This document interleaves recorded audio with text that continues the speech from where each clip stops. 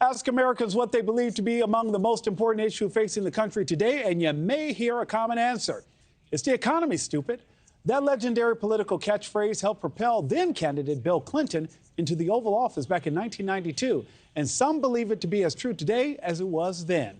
According to the most recent data from Gallup polling, 33% of Americans say economic issues are the most important problem facing the U.S. today.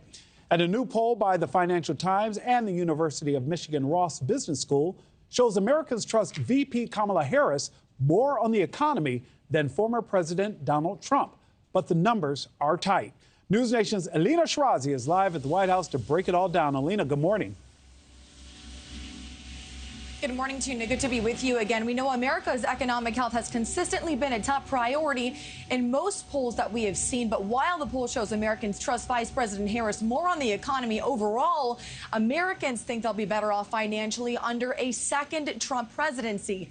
That could explain why we're seeing Vice President Harris starting to share her economic plans, and she's sounding more and more like her opponent than you may expect. A new poll by the Financial Times Michigan Ross Business School showing Vice President Kamala Harris gaining ground on President Donald Trump on multiple issues, but perhaps none as surprising as the economy, marking the first time the Democratic candidate is ahead on the issue in nearly a year. The Financial Times Michigan Ross August poll finding 42% of voters trust Harris to handle the economy and 41% for Trump. That's a major change from July, when that poll found 35% trusted President Biden, while Trump remained unchanged at 41%. Recent unemployment numbers and stock market volatility have hurt Biden. And Harris is starting to distance herself from the administration, even poaching some of Mr. Trump's plans. In Las Vegas, Harris pushing her plan to cut taxes on tips. And it is my promise to everyone here, when I am president, we will continue our fight for working families of America.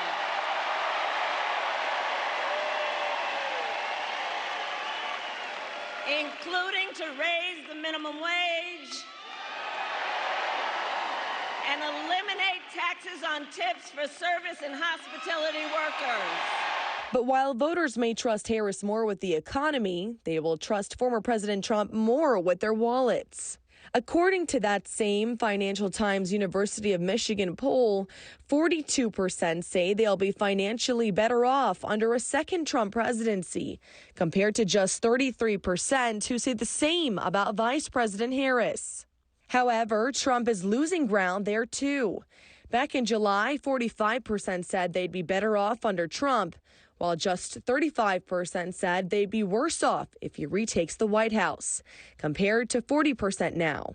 Trump on Truth Social immediately on the defense, posting, "Kamala has no imagination whatsoever, as shown by the fact that she played copycat with no taxes on tips." Nick, so we know it will be the economy as well as each candidate's plans that will take center stage this week on the campaign trail. We also know Mr. Trump will sit down for an interview today with tech entrepreneur, the richest man in the world. You may have heard of him, Elon Musk, before barnstorming through North Carolina with his message. We know the Harris Walls team is expected to do the same there in the battleground state of Georgia. Thanks for watching, everybody. Go to joinnn.com to find NewsNation on your television provider. Also, don't forget to click that red subscribe button below to get more of NewsNation's fact-driven, unbiased coverage.